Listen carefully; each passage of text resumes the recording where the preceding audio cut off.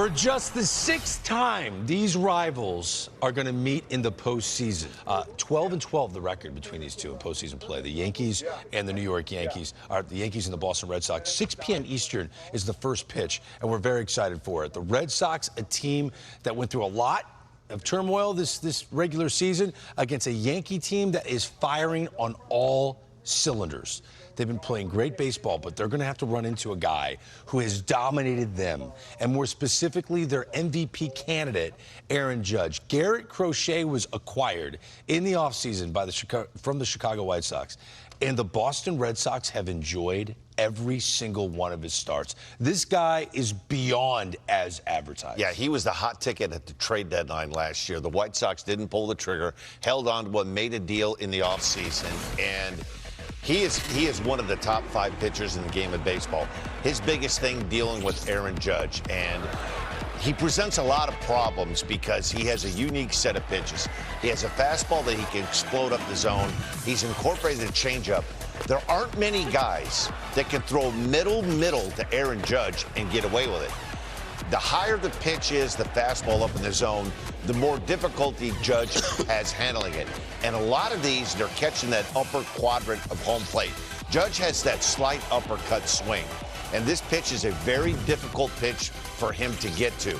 And this is right down the middle. So you can see when a guy takes a pitch like that, because he knows he has to change up and he'll cut the ball in, and the sweeper's the dreaded equalizer. So you get started to hit that fastball, and all of a sudden that sweeper's there. But if he makes a mistake with the fastball, that one down, Judge can get to it. It's the ball that's a little bit above the belt to the armpits, which is now called a strike, that gives him problems. There aren't many guys. This might be the only guy in baseball that can hit that pitch out of Fenway Park to right field. I'm with Harold. Judge has been swinging the bat well the last 2 weeks. He needs to have a big postseason. And unfortunately for Aaron Judge, it's a matchup that's not ideal because this guy presents a lot of problems. And if you're the Red Sox, you wouldn't want it any other way. Have Crochet rested, have him on normal rest. And this game 1 is a big game because I think the Red Sox lose game 1, they're not winning the series. With the Giolito injury? Absolutely. I'm with you on that.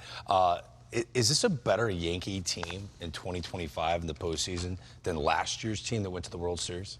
Yes. I mean, obviously you miss Garrett Cole, but all around, way better because they defend.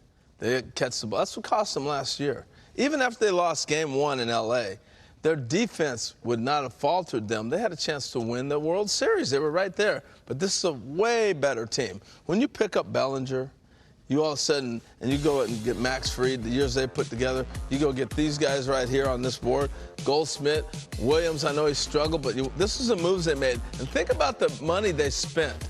Soto was in the $700 million for the Yankees. I know he ended up at $765. That doesn't even come close to what they were able to get.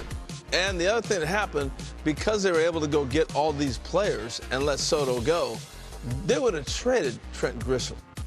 All of a sudden, he opened up in center field because Aaron Judge got moved back to right because of Bellinger's versatility. Judge played center. Grisham sat. Jazz Chisholm was acquired a little bit before then. It allowed them to be a more complete team. They go out and get McMahon, who can catch the ball at third base. Volpe's playing better at short. Dan talked about that the other day. You got Jazz at second base, and then you got Goldschmidt or whoever you want to put at first. I mean, all of a sudden, total difference with their defense. Yeah, and I will say this. If the Red Sox do lose this series to the New York Yankees, I think it's going to come down to 2, 3, 4 in the Yankee lineup, which the last time they faced Crochet was Judge, Bellinger, and then Stanton, against 2, 3, 4 that the Red Sox are going to roll out there. And the last time they faced Max Fried, that was Bregman, Trevor Story, and Refsnyder. And if you're a Red Sox fan, you're sitting there going, man, that would have felt different if Rafi Devers was still hitting 2 through 4 in the Red Sox lineup. This is when you have to outslug the New York Yankees in a 3-game series, this is when you could use a guy like Rafi Devers, who owned the Yankees in his career. Now, I mentioned Lucas Giolito. The fact that he's got some elbow issues is a major loss. He was the second-best pitcher this year for the Boston Red Sox. Brian Hook with this, Giolito dealing with an elbow issue, not going to be available for the Wild Card Series. He would have been Boston's Game 3 starter, which got me thinking this is an ongoing theme, ladies and gentlemen, in this postseason. Take a look at what this guy was able to do. 10-4 through 26 starts, ERA under 3.5, Giolito out. I'm not even adding him to this latest edition of Greg's List.